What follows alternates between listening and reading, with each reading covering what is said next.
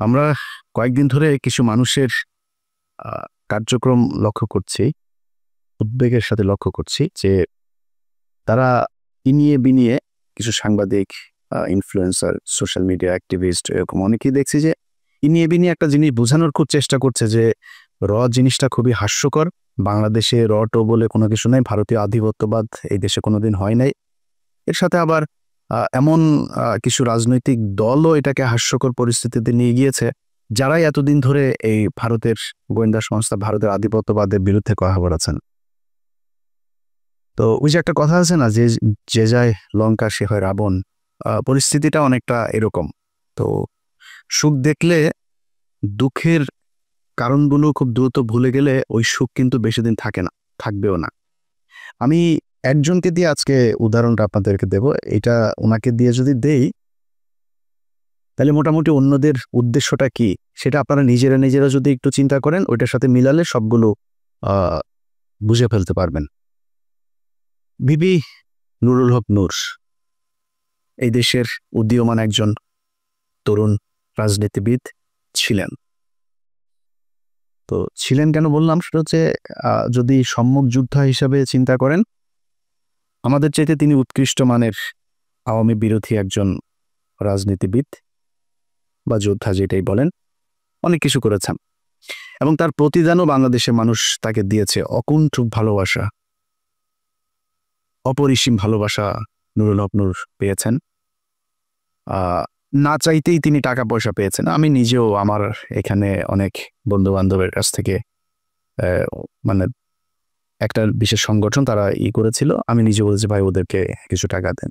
মাঝে মধ্যে এখান থেকে অনেক টাকা পয়সাও গিয়েছে, আমি নিজেও জানি। আমি নিজেও পার্টিসিপেট করেছি, আমার পকেট থেকে টাকাও দিয়েছি, তার পক্ষে কথা বলেছি, অনেক ভিডিওতে পোস্টে তার পক্ষে কথা বলেছি।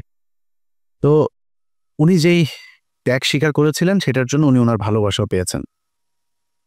কিন্তু একটা জিনিস বলে রাখি, বিবি নুরুল হক নূর তিনি একজন সাহসী মানুষ। তিনি ঢাকা বিশ্ববিদ্যালয়ে যেই সময়ে যেভাবে কথা বলেছেন, যেই মার খেয়েছেন, আমি নিজে হলেও মানে মারার কিছু নাই, আমি নিজে হইলেও ওই ধরনের পরিস্থিতিতে ওইভাবে সামনাসামনি গিয়ে এই মারামারি মার খাওয়া এই পর্যন্ত টিকতাম কিনা আমি জানি না, কিন্তু তিনি সেটা করেছেন। বাট আরেকটা জিনিস বলে রাখি, পৃথিবীতে যত মানে চোর, বাটপার, ডাকাত, তারপরে প্রতারণার সাথে জড়িত যারা ছিনতাইকারী, সাহসী লোক কিন্তু আওয়ামী লীগের লোক কিন্তু সাহসী আছে, বুঝছেন? মানে বেশিরভাগ চোর, বাটপার, এই একটু উচ্ছৃঙ্খল টাইপের, হিংস্র টাইপের, যাদের ভেতরে কোনো মনুষ্যত্ববোধ কাজ করে, এই ধরনের লোকজন কিন্তু আওয়ামী লীগ করে বেশি। তো সাহস আছে, মার খেতে পেরেছেন, এটা দিয়ে সবকিছু পরিমাপ করা যাবে না। তখনই যাবে যখন আপনার সবকিছু দেশের জন্যই হবে। একটা সময় এসে মানুষের কাছ থেকে বিকাশে টাকা পয়সা নিয়ে ভাইকে গাড়ির ডিলারশিপকে করে দেয়া, কাতারে যায় তারপরে ব্যবসা করা, দুবাইতে গোল্ড স্মাগলারদের সাথে ব্যবসার পার্টনার নেয়া, এগুলি করলে ওই সাহসটা আমাদের কাছে মনে হইতে পারে দেশের জন্য না, আপনার নিজের ফেম, নিজের জেদ, নিজের ক্ষমতা আপনার কাছে নেয়ার জন্য, ক্ষমতায় যাওয়ার জন্য আপনি এটা করেছেন। আপনি অস্বীকার করতে পারবেন যে আপনি মুসাদের সাথে দেখা করেন নাই, এটা অস্বীকার করতে পারবেন। আপনি অস্বীকার করবেন, যে বলবেন যে আমি এটা দেখা করিনি, করতে পারবেন না। কেন করেছিলেন, কোন পরিস্থিতিতে? কোনো পরিস্থিতিতে আপনি করতে পারেন সেটা, কিন্তু আপনি করেছেন। আপনার বাংলাদেশের মানুষ, আমার মনে হয় এর চাইতে বেশি কিছু আর দরকার নাই আপনার মতো একজন ভণ্ডকে পরিচয় করার, চেনার জন্য। ওইটাই এনাফ, গুড এনাফ। এখন এরপর আপনি রাজনীতি করছেন, আমরা কিন্তু তেমন কিছুই বলছি না। আপনার মতো আপনি করেন, সব চিটার বাটপার দিয়েই তো রাজনীতিটা চলছে এই দেশে। আপনার মতো আরেকটা ছোট চিটার যোগ হইলো, সমস্যা কোথায়? কিছু সময় তো আপনি হাসিনার বিরুদ্ধে কথাবার্তা বলেছেন, গুড, করেন, কোনো সমস্যা নেই। হঠাৎ করে এসে আপনি আমাদের বিরুদ্ধে কথা বলা শুরু করলেন। আপনাদেরকে বলে রাখি, ওনার সাথে তো আমার এই মানে গতকালকেও ওনার সাথে আমার টেক্সট চালাচালি হয়েছে। উনি টেক্সট পাঠিয়েছেন, একটা মেসেজ পাঠিয়েছেন, কি বলতে চেয়েছেন ওইটা আমি শেষ অংশে বলছি আপনাদেরকে। তো ওনার সাথে ভালো সম্পর্ক, এর মাঝখানে একবার ওই যে মুসালের সাথে দেখা করার পরে আমি ওনার বিরুদ্ধে একটা ভিডিও করেছিলাম, উনি কিভাবে মানুষের কাছ থেকে টাকা পয়সা টয়সা নেয় এটা নিয়ে। তারপরে আবার ওনার সাথে সম্পর্কটা উনি ভালো করেছেন। তা আমি চিন্তা করেছি খামাখা ওর সাথে ঝামেলায় যাওয়ার দরকার নেই, ঝামেলায় যায়নি। হঠাৎ করে এসে আপনি 2 দিন আগে বিদেশে বসে থাকা ইউটিউবার, ফেসবুকার এরা হচ্ছে গিয়ে বাংলাদেশে পরিস্থিতি ঘোলা করার চেষ্টা করছে। এটা আপনি আরো 10 মাস আগে বলেন নাই কেন? তখন দিয়ে আমাদের কাছে হেল্প চাইতেন, বিভিন্ন প্রোগ্রামের দিতেন, লিঙ্ক দিতেন, তখনই বলতেন।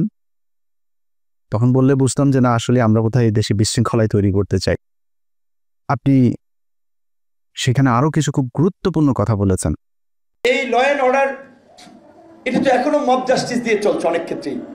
সেনাপ্রধান কেন বলছেন যে এই সমস্ত মব জাস্টিস চলতে দেওয়া যাবে না, এবং আমরা নির্বাচনের কথা বলছি, উনিও নির্বাচনের কথা বলছে।